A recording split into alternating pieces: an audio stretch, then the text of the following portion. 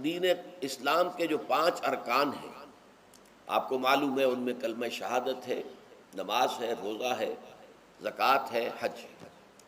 تو ان میں سے ایک رکن جو ہے صیام، روزہ، اس کے بارے میں اس کے جملہ احکام، ابتدائی احکام کیا تھے، تکمیلی احکام کیا تھے، پھر اس کی حکمت درجہ بدرجہ، روزہ محض روزہ ہوتا تو اس کی حکمت کیا تھی، مقصد کیا تھا، اور روزے کے ساتھ رمضان مبارک کا پروگرام قیام اللیل کو شامل کیا گیا تو اس کا مقصد کیا ہے، اس کا مطلوب کیا ہے، اس کا مقصود کیا ہے۔ یہ ساری چیزیں جو ہے وہ ایک مقام پر آ گئی۔ نماز کے بارے میں آپ کو معلوم ہے کہ اس کا حکم تو بے شمار جگہ آیا ہے، لیکن احکام، وضو کے حکم کہیں اور ہے، نماز سفر کی اس کا حکم کہیں اور ہے، نماز خوف کا حکم کہیں اور ہے، تو مختلف معلوم ہوتا ہے کہ وہ، اور اوقات جو ہے نماز کے وہ مختلف مقامات سے اخذ کیے گئے ہیں۔ کسی ایک جگہ پر تفصیل کے ساتھ 5 جو نماز کے اوقات ہیں وہ موجود نہیں ہیں۔ تو اس اعتبار سے وہ قرآن مجید کے اندر وہ معاملہ جو ہے منتشر ہے۔ اسی طرح زکوٰۃ کا معاملہ ہے کہ زکوٰۃ کا حکم تو بے شمار مرتبہ آیا ہے، اس کے احکام قرآن میں نہیں ہیں۔ اس کا نصاب کیا ہے، کس کے ذمے زکوٰۃ واجب ہے، اس کا پھر اس کی کیا ریشو ہے، کیا نسبت ہے، کیا مقدار ہے، کہیں نہیں، یہ احادیث سے ہے۔ حج کا معاملہ ہے تو وہ بھی کم سے کم 2 مقامات پر، بلکہ اس سے زائد مقامات پر آپ کو اس کا ذکر ملے گا۔ مکی صورتوں میں بھی ہے سورہ حج، اس میں 2 رکوع مسلسل ہیں۔ پھر مدنی صورتوں میں سے سورہ بقرہ، اس کے بعد جو ہے 23ویں رکوع کے بعد 24 اور 25واں رکوع پورا جو ہے وہ حج کے مناسک پر مشتمل ہے۔ اس سے کچھ پہلے جو ہے وہ سعی بین الصفا والمروہ جو ہے اس کا ذکر 20ویں رکوع کے آخر میں آ چکا ہے۔ حج کی فرضیت کا حکم جو ہے وہ سورہ آل عمران میں ہے۔ لیکن یہ کہ یہ صوم کی عبادت جو ہے، جو کہ خود ایک رکن ہے اسلام کا، اس کے معاملے میں یہ 6 آیات اتنی جامع ہیں کہ اگر ان کو انسان سمجھ لے تو کل معلومات جو ہے صوم کے بارے میں جو مطلوب ہیں وہ اس کو حاصل ہو جائیں گے، اس کے احکام بھی، اس کی حکمتیں بھی۔ تو اسی حوالے سے آج ان پر گفتگو ہوگی، لیکن درس کے انداز میں نہیں، بلکہ میری اپنی گفتگو کے دوران ان آیات کا حوالہ آئے گا تو میں چاہوں گا کہ آپ اس وقت بھی اپنی نگاہیں جو ہیں اس کے ٹیکسٹ کے اوپر مرکوز کریں، تاکہ آپ کے ذہن میں جو ہے یہ مضامین آیات کے الفاظ کے ساتھ ایسوسیشن قائم کر کے محفوظ ہو جائیں۔ اچھا، اس کے علاوہ پھر میں نے وہ خطبہ پڑھا ہے، بلکہ اس کے ابتدائی کلمات صرف پڑھے ہیں، جس کے بارے میں حضرت سلمان فارسی رضی اللہ تعالیٰ عنہ نے یہ بیان کیا کہ حضور نے ہمیں یہ خطبہ ارشاد فرمایا شعبان کے آخری دن۔ تو یہ گویا کہ اس مناسبت سے آج ہمارا اس خطبے کو پڑھنا جو ہے بہت ہی موزوں ہے، اس لیے کہ یہ خطبہ جو ہے آج، جیسا کہ میں نے عرض کیا، ہو سکتا ہے بلکہ غالب امکان اسی کا ہے کہ آج شعبان کا آخری دن ہے۔ تو گویا کہ ہم حضور کے نقش قدم کی پیروی کرتے ہوئے، آپ کی سنت پر عمل کرتے ہوئے ہم اس وقت اس خطبے کو پڑھیں گے۔ یہ خطبہ جو ہے اس کا مکمل ترجمہ جو تازہ ایشو ہے ندائے خلافت کا، اس میں سرورق پر درج کر دیا گیا نمایاں طور پر۔ پھر ہم نے ایک 4 ورقے کی حیثیت سے کتابچے کی شکل میں بھی اس کو شائع کیا ہے۔ بدقسمتی سے اس کا اہتمام نہیں ہو سکا کہ وہ یہاں سب کے لیے پیش کیا جاتا، لیکن یہ کہ کچھ نہ کچھ نسخے اس کے یہاں آئے ہیں، اس میں بھی یہ پورا خطبہ درج ہے۔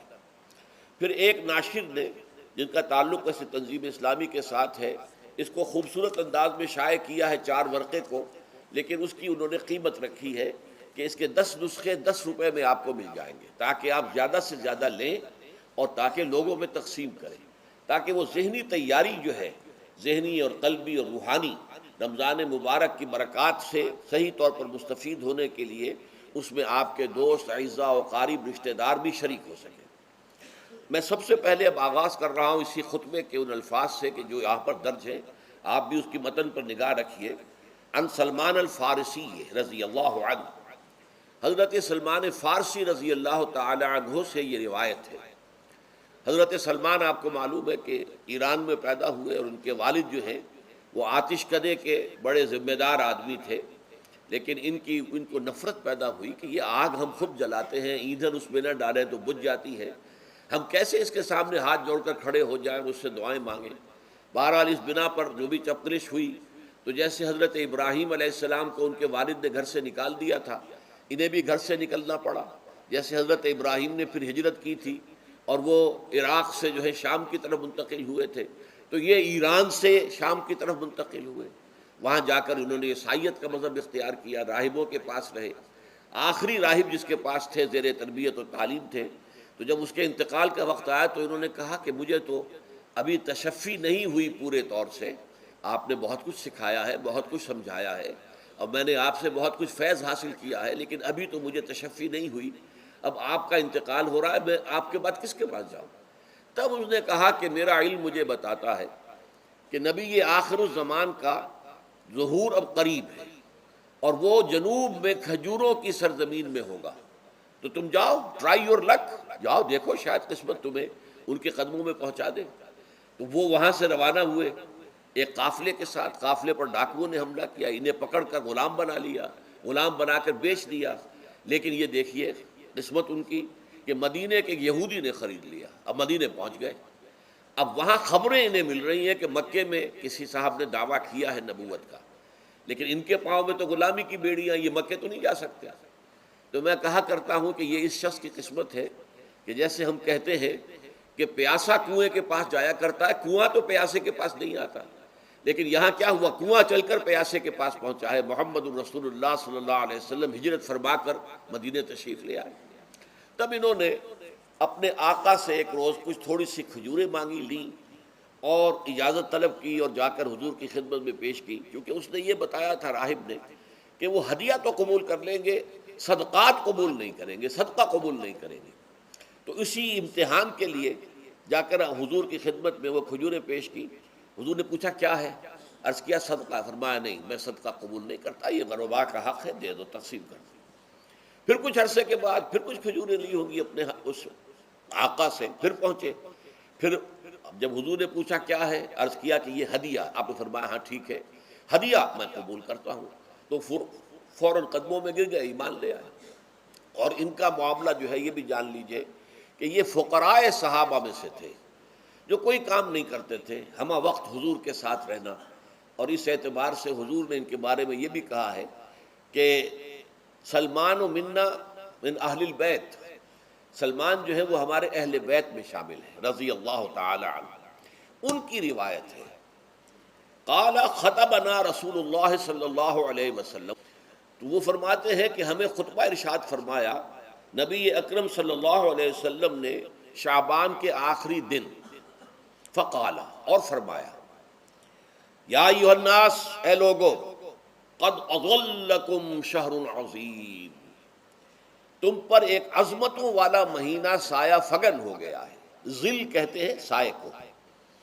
اظلکم تم پر سایہ فگن ہو گیا ہے،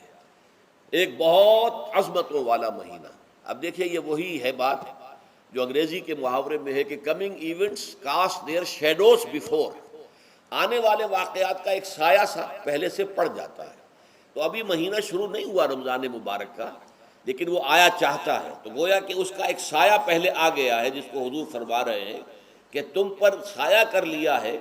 ایک ایسے مہینے میں کہ جو بہت عظمتوں والا ہے۔ شہر مبارک، وہ مہینہ بہت برکتوں والا ہے۔ شہر فیہ لیلۃ خیر من الف شہر،